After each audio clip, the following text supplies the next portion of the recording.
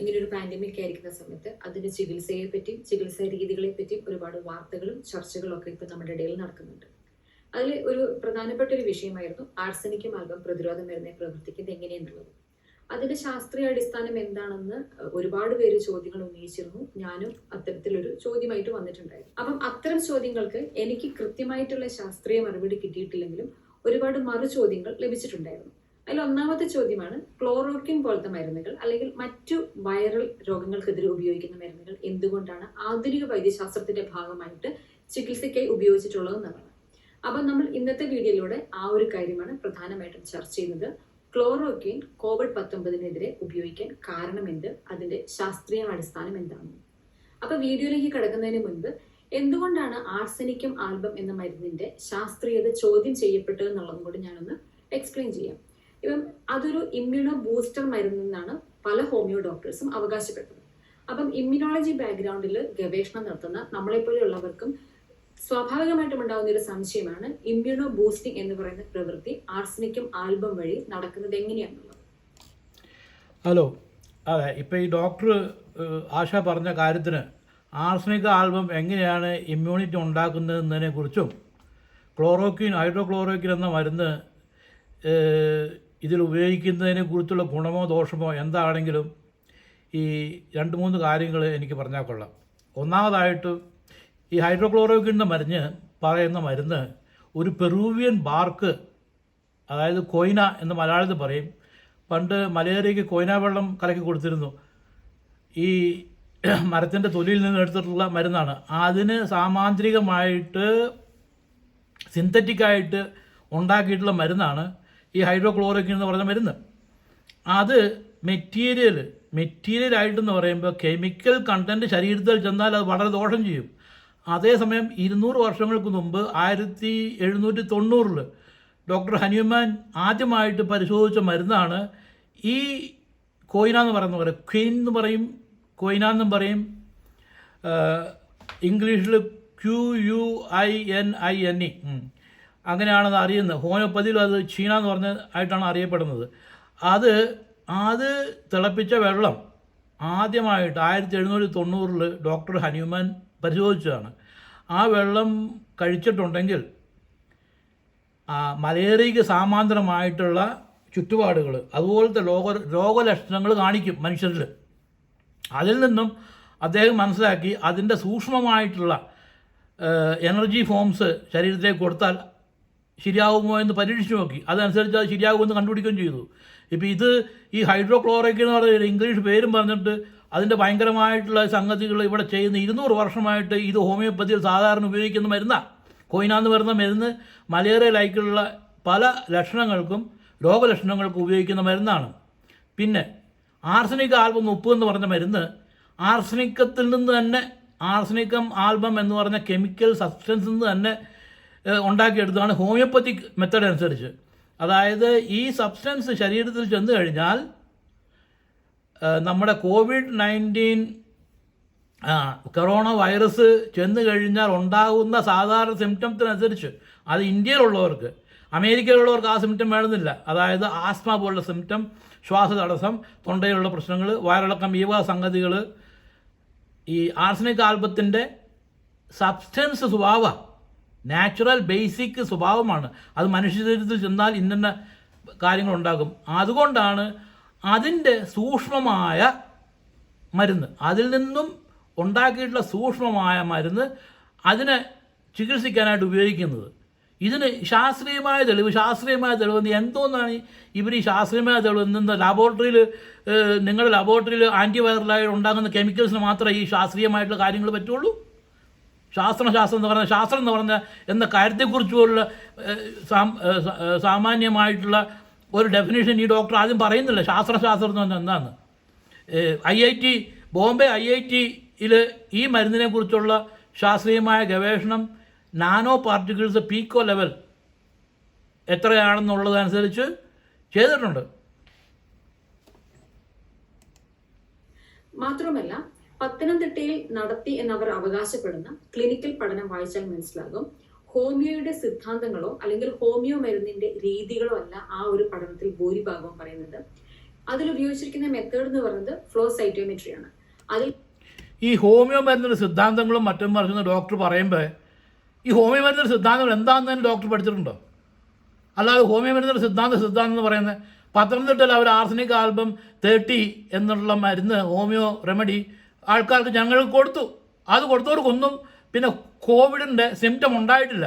അതുമല്ല Covid positive അല്ലാതെയും വന്നു, നെഗറ്റീവായി. അത് തന്നെ പരീക്ഷണം. കണ്ടെത്താൻ വേണ്ടി അവർ ഉപയോഗിച്ചിരിക്കുന്ന മാർക്കർ CD4, CD8, CD3 എന്നുള്ളവയാണ്.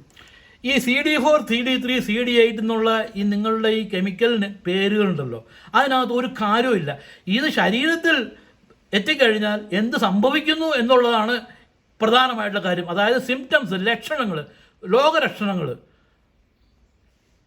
ഇതെല്ലാം ഒരു ആധുനിക വൈദ്യശാസ്ത്രത്തിന്റെ മെത്തേഡ്സും റിസൾട്ടും ആയതുകൊണ്ട് തന്നെയാണ് നിങ്ങൾ ഈ ആധുനിക വൈദ്യശാസ്ത്രം 30 കൊല്ലം മുമ്പുള്ള വൈദ്യശാസ്ത്രത്തിനല്ല ആധുനിക വൈദ്യശാസ്ത്രം എന്ന് പറയുന്നത്.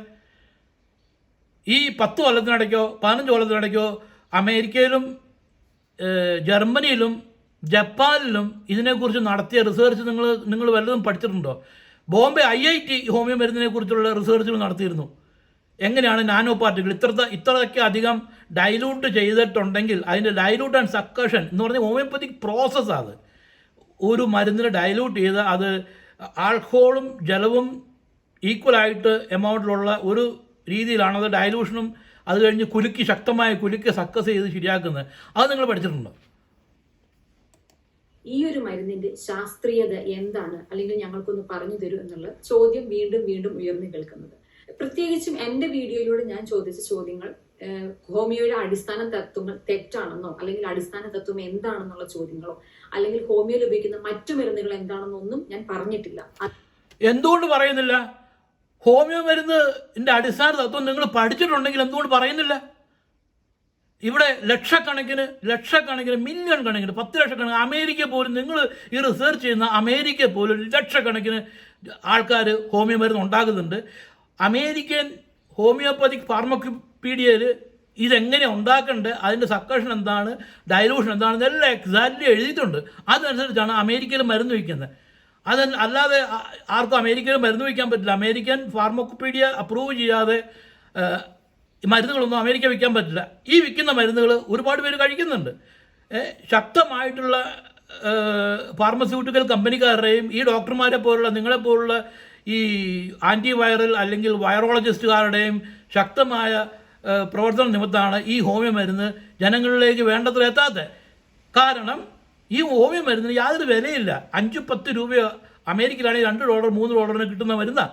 അതുകൊണ്ട് ഫാർമസ്യൂട്ടിക്കൽ കമ്പനിക്കാർക്കോ ഈ റിസർച്ച് ചെയ്യുന്നവർക്കോ സാമ്പത്തികമായിട്ട് യാതൊരു പ്രയോജനവും ഇല്ല. കാരണം ഇത് പാറ്റൻറ്റ് ചെയ്യാൻ പറ്റില്ല. കാരണം ഹോമിയോപ്പതിയിൽ ഉപയോഗിക്കുന്ന ഓരോ മരുന്നുകളുടെയും പേര് അതാത് സബ്സ്റ്റൻസുകളുടെ മൂലകങ്ങളുടെ പേരാണുള്ളത്. ഇപ്പോൾ അർണിക്ക എന്ന് പറഞ്ഞാൽ അർണിക്ക തന്നെ, റുസ്റ്റോക്സ് എന്ന് പറഞ്ഞാൽ റുസ്റ്റോക്സ് തന്നെ, ആർസനിക് ആൽബം എന്ന് പറഞ്ഞാൽ ആർസനിക് ആൽബം തന്നെ. അത് പ്രകൃതിയിൽ അങ്ങനെ തന്നെ കിട്ടുന്നത്.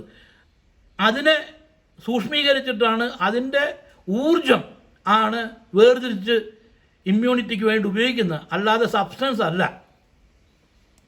അതെല്ലാം മറ്റൊരു വിഷയമാണ്, നമ്മൾ പിന്നീട് ചർച്ച ചെയ്യേണ്ട കാര്യങ്ങളുമാണ്. എന്നാലും എൻ്റെ ചോദ്യം വളരെ കൃത്യമായിട്ടും സ്പഷ്ടമായിട്ടും ഞാൻ ചോദിച്ചിരിക്കുന്നത്, ആർസനിക്കും ആൽബം COVID-19 പ്രതിരോധ മരുന്നായി പ്രവർത്തിക്കുന്നത് എങ്ങനെ? ആർസനിക് ആൽബം COVID-19 പ്രതിരോധ മരുന്നായിട്ടല്ല പ്രവർത്തിക്കുന്നത്. COVID-19 ഒരു രോഗമല്ല. COVID-19 ഒരു പരമാണുവിൻ്റെ അത്രയ്ക്ക് സൂക്ഷ്മമായിട്ടുള്ള ഒരു വൈറസാണ്.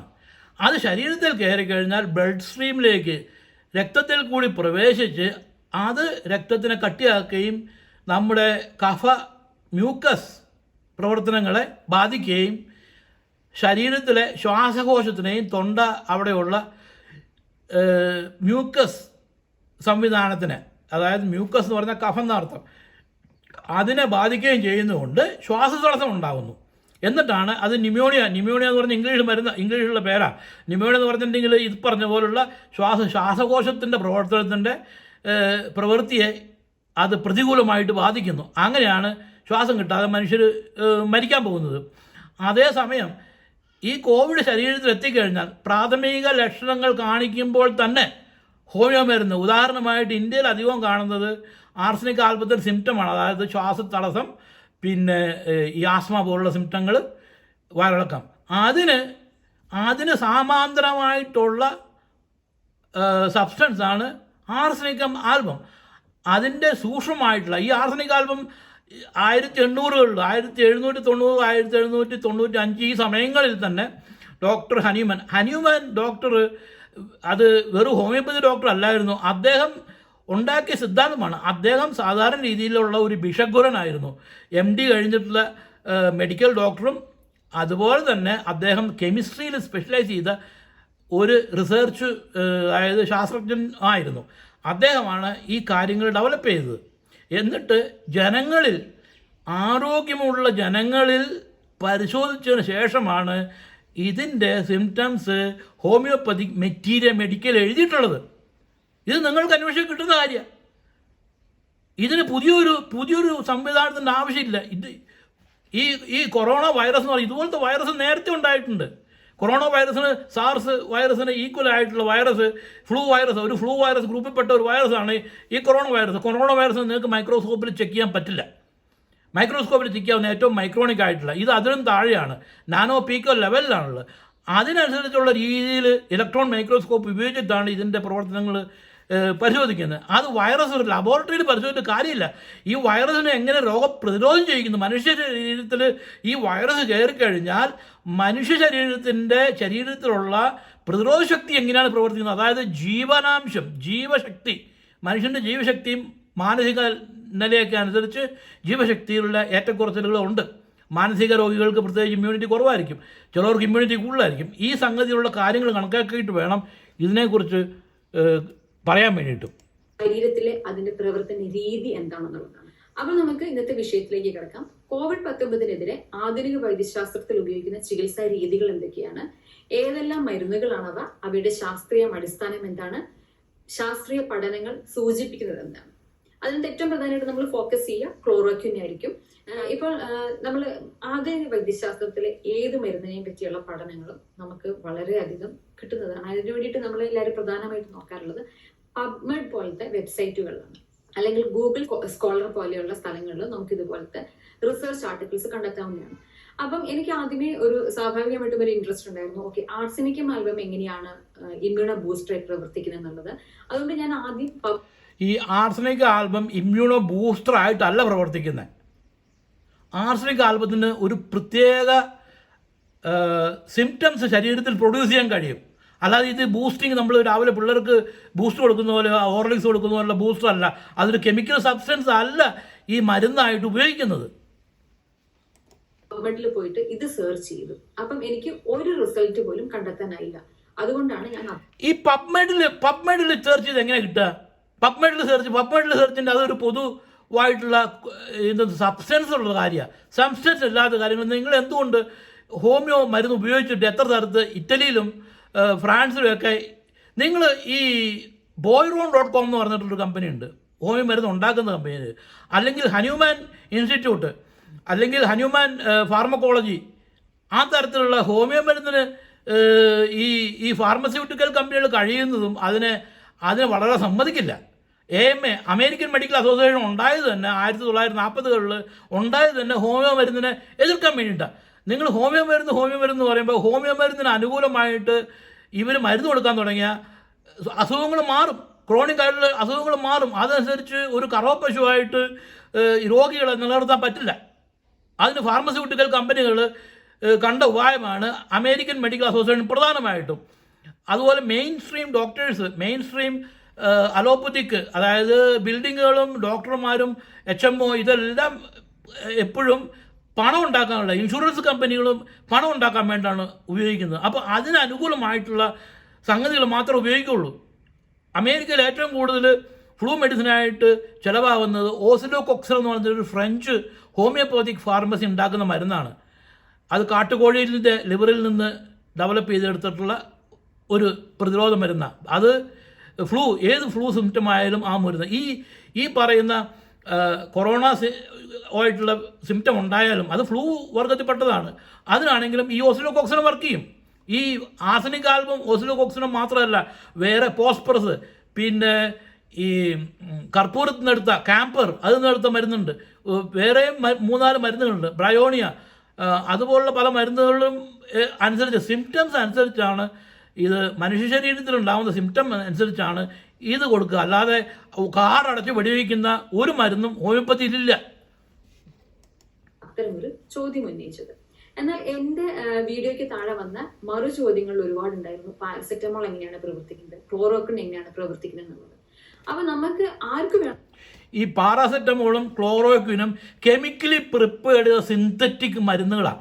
ഈ സിന്തറ്റിക് വസ്തുക്കൾ ശരീരത്തിൽ പ്രവേശിച്ചു കഴിഞ്ഞിട്ടുണ്ടെങ്കിൽ അത് ശരീരത്തിൻ്റെ നോർമൽ ഫങ്ഷനെ ഇൻറ്ററപ്റ്റ് ചെയ്യുക ചെയ്യുന്നത്. അതായത് അനുകൂലമായിട്ടുള്ള മനുഷ്യ ശരീരത്തിലോ മനുഷ്യ പ്രതിരോധ ശക്തിയിലോ അനുകൂലമായിട്ടല്ല ഈ രണ്ട് മരുന്നുകളും വർക്ക് ചെയ്യുന്നത്. അത് കെമിക്കൽ കണ്ടന്റ് ഉള്ളതുകൊണ്ട് പ്രതികൂലമായിട്ട് വർക്ക് ചെയ്യുള്ളൂ.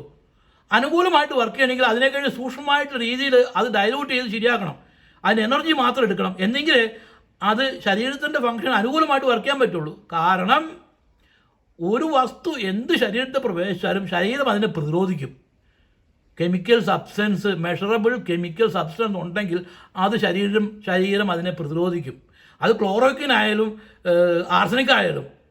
അതുകൊണ്ടാണ് സിംറ്റം ഉണ്ടാകുന്നത്.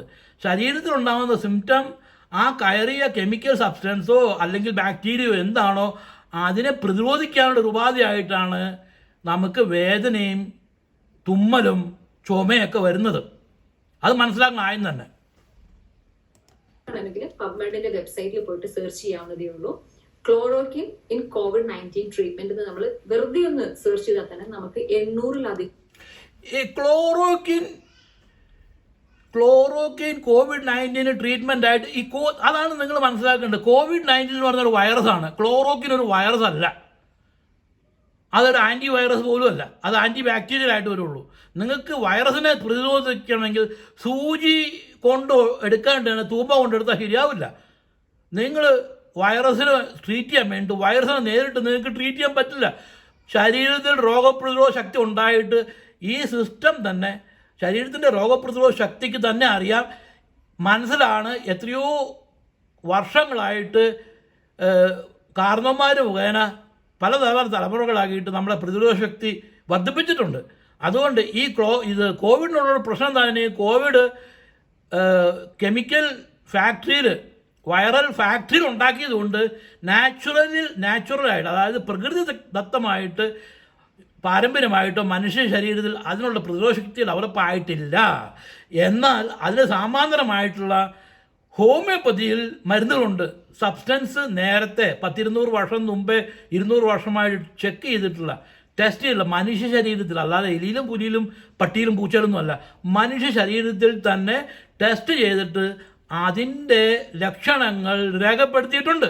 അതിൽപ്പെട്ട ഒന്നാണ് ഹൈഡ്രോക്ലോറോക്വിനും ആർസനിക് ആൽബവും. ഹൈഡ്രോക്ലോറോക്വിൻ എന്ന് പറഞ്ഞാൽ കൊയിന എന്ന് പറഞ്ഞിട്ടുള്ള ആ മരത്തിൻ്റെ തൊലിയിൽ നിന്ന് എടുത്തിട്ടുള്ളതാണ്.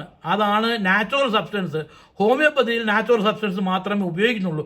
കാരണം നാച്ചുറൽ അല്ലാത്ത സബ്സ്റ്റൻസുകളെ പ്രകൃതി ദത്തമായി തന്നെ ശരീരം എതിർക്കും. ശരീരത്തിൻ്റെ പ്രതിരോധ ശക്തി എതിർക്കും. അതിനെ ആക്സെപ്റ്റ് ചെയ്യില്ല. അത് നിങ്ങൾ ഈ പെപ്സിക്കോള മുതൽ എന്തെല്ലാം സിന്തറ്റിക് സബ്സ്റ്റൻസസ് ശരീരത്തിലേക്ക് കൊടുക്കുന്നോ അതിനെല്ലാം ശരീരം കാര്യമായിട്ട് തന്നെ എതിർക്കും. അധികം പഠനങ്ങൾ കിട്ടും.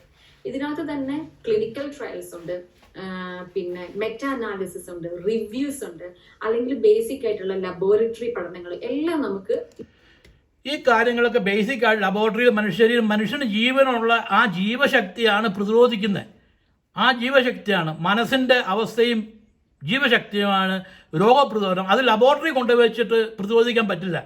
ശരീരം ജീവനുള്ള ശരീരത്തിൽ നിങ്ങൾ ചത്ത കോശങ്ങളാണ്, ജീവനുമായിട്ട് ബന്ധമില്ലാത്ത കോശങ്ങളാണ് അതിനെ ടെസ്റ്റ് ചെയ്യുന്നത്. അത് കെമിക്കൽ ടെസ്റ്റ് മാത്രമേ പറ്റുള്ളൂ. അതുകൊണ്ട് അത് മനുഷ്യ ശരീരത്തിലോ മനുഷ്യൻ്റെ പ്രതിരോധത്തിനോ സഹായിക്കുന്നില്ല. ഇത് സാധാരണ രീതിയിൽ മിനിമം സയൻസ് കൊണ്ട് അറിയാവുന്ന കാര്യമാണ്. ഇത്രയും 10-30 വർഷമായിട്ട് അമേരിക്കയിൽ നടന്ന പഠനങ്ങളും ജോൺ ഹോപ്കിൻസ് യൂണിവേഴ്സിറ്റിയിൽ നടന്ന പഠനങ്ങളും എല്ലാം കൃത്യമായിട്ട് പറയുന്നുണ്ട്. ആൻറ്റിബയോട്ടിക്സും കെമിക്കൽസും രോഗപ്രതിരോധ ശക്തിനെ വർദ്ധിപ്പിക്കുന്നില്ല. അതുകൊണ്ട് അടുത്ത കാലത്തായിട്ട് പറയുന്നുണ്ട് കൊച്ചുങ്ങളെ പിള്ളേരെയൊക്കെ മണ്ണിലും ഒക്കെ കളിക്കാൻ സമ്മതിക്കണം. അത് രോഗപ്രതിരോധ ശക്തി കൂട്ടാൻ വേണ്ടിയിട്ട് നിങ്ങൾ എത്രത്തോളം ഈ ഹൈജീനിക് എൻവോറൺമെൻറ്റ് ചെയ്യുന്നോ, അതായത് ശരീരം മുഴുവൻ കെമിക്കൽ ഉപയോഗിച്ച് വായിൽ കഴുകുക, കൈ കഴുകുക, കെമിക്കൽ സബ്സ്റ്റൻസ് ഉപയോഗിച്ചിട്ട് ഇത് പെസ്റ്റിസൈഡ് അതുപോലെ മറ്റുള്ള വസ്തുക്കൾ ഉപയോഗിച്ച് ചുറ്റുപാടുകൾ ക്ലിയർ ചെയ്യുക. അങ്ങനെയൊക്കെ ചെയ്യുമ്പോഴത്തേക്കും മനുഷ്യൻ്റെ രോഗപ്രതിരോധ ശക്തി കുറയുന്നു, ലഭിക്കുന്നതാണ്. അപ്പൊ ഞാൻ ഈ 800 പഠനങ്ങളൊന്നും ഒരു വീഡിയോയിൽ കൂടി എനിക്ക് റിവ്യൂ ചെയ്യാൻ സാധിക്കില്ല. എന്നാലും ഞാൻ അതിൽ നിന്ന് 4 പഠനങ്ങൾ എടുത്തിട്ട് അതിനകത്തെ പ്രധാനപ്പെട്ട പോയിന്റ്സ് മാത്രം പറയാം. അപ്പൊ ഇതിനകത്ത് ഒന്നാമത്തെ പഠനം എന്ന് പറയുന്നത് മെഡിക്കൽ വൈറോളജി എന്ന് പറയുന്ന ഒരു ജേർണലിൽ വന്ന സിസ്റ്റമിക് എന്ന് പറയുമ്പോഴത്തേക്കും മെഡിക്കൽ വൈറോളജിയിലുള്ള സിസ്റ്റം ആട്ടോ, അല്ലാതെ ജീവശക്തിയിലുള്ള സിസ്റ്റമിക് അല്ല. review of Lopinavir therapy of SARS coronavirus, a possible reference for COVID-19 treatment എന്ന് പറഞ്ഞിട്ടാണ്.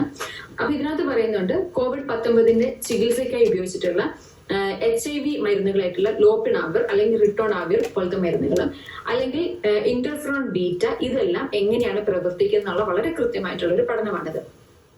അപ്പൊ ഈ ഒരു പഠനത്തിന്റെ ഫലപ്രാപ്തി കണ്ടെത്താൻ വേണ്ടി ലാബിൽ ആദ്യം പഠനം നടത്തി. അത്തരത്തിലുള്ള പഠനത്തെ നമ്മൾ ഇൻവിട്രോ സ്റ്റഡി എന്നാണ് പറയുക.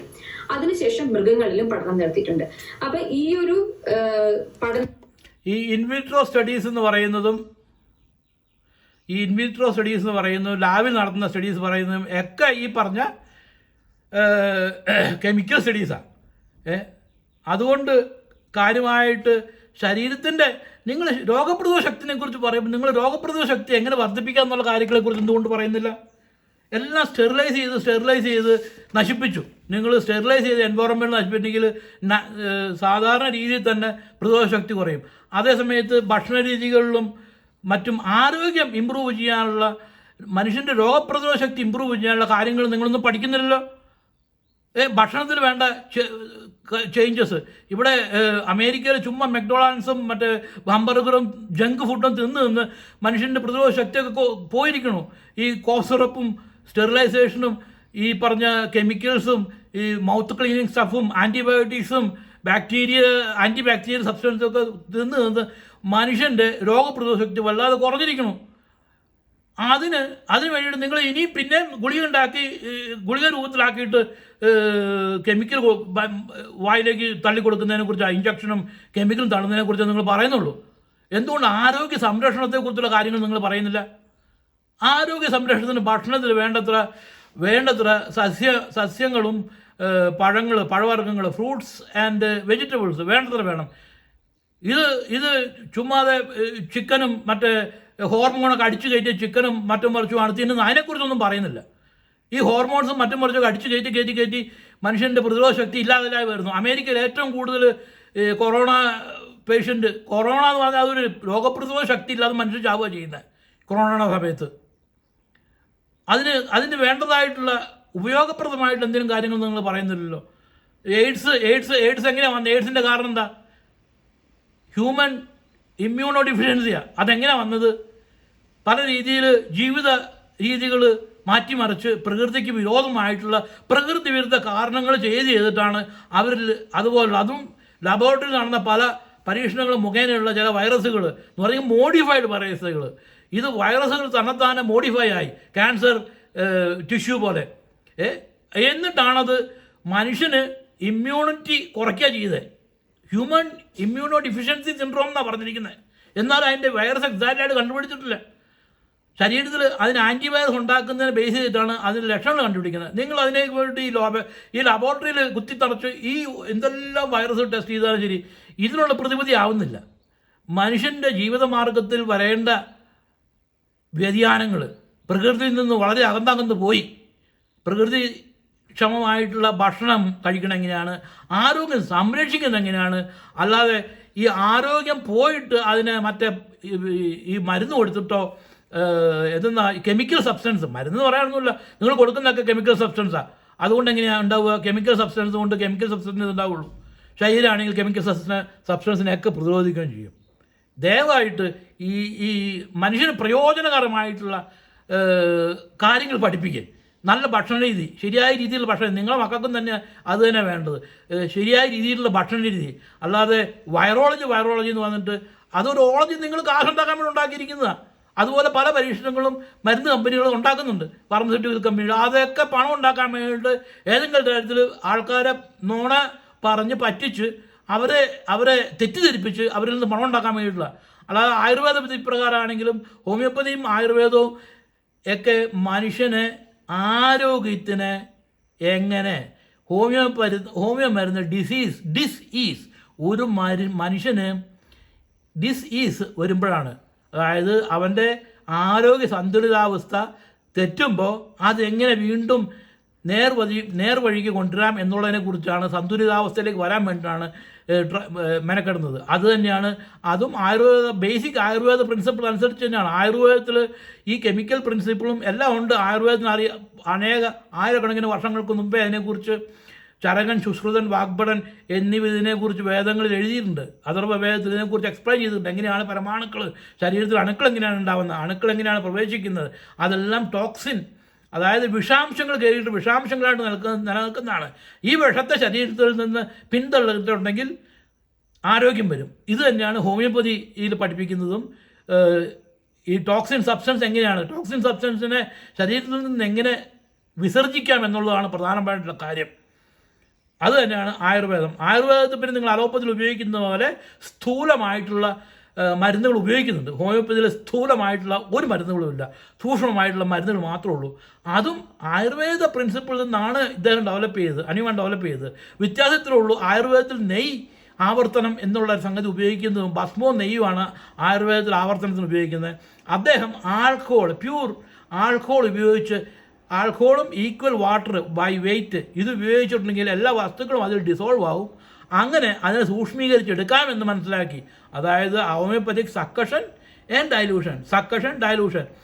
ഒരു ഭാഗം മരുന്നിൻ്റെ കൂടെ 99 ഭാഗം ഈ ആൽക്കഹോൾ ജലം ചേർത്ത് അതിനെ ശക്തമായി കുലുക്കി അതിൽ വീണ്ടും ഒരു ഭാഗം എടുത്ത് അതിൻ്റെ കൂടെ 99 ഭാഗം ആൽക്കഹോൾ വെള്ളം ചേർത്ത് അങ്ങനെയാണ് റിപ്പീറ്റ് ചെയ്ത് ഈ 12C എന്നുള്ള അവസ്ഥയിൽ എത്തുമ്പോഴത്തേക്കും അതിൽ അവഗാഡോസ് പ്രിൻസിപ്പിൾ അനുസരിച്ച് അതിനകത്ത് കെമിക്കൽ സബ്സ്റ്റൻസ് ഇല്ല.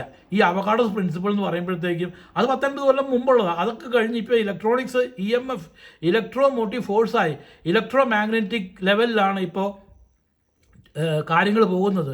അതിനെയാണ് നാനോ ടെക്നോളജി എന്നും ബയോമെഡിക്കൽ ടെക്നോളജി എന്നൊക്കെ പറഞ്ഞ് നാനോ പീക്കോ ലെവലിലുള്ള പരീക്ഷണം ടെസ്റ്റ് ചെയ്തിട്ട് ആരോഗ്യമുള്ള മനുഷ്യരിലും ഓരോ രോഗം വന്ന മനുഷ്യരിലും പരിശോധിച്ചിട്ട് തന്നെയാണ് ഈ വക കാര്യങ്ങൾ തീരുമാനിച്ചിരിക്കുന്നത്.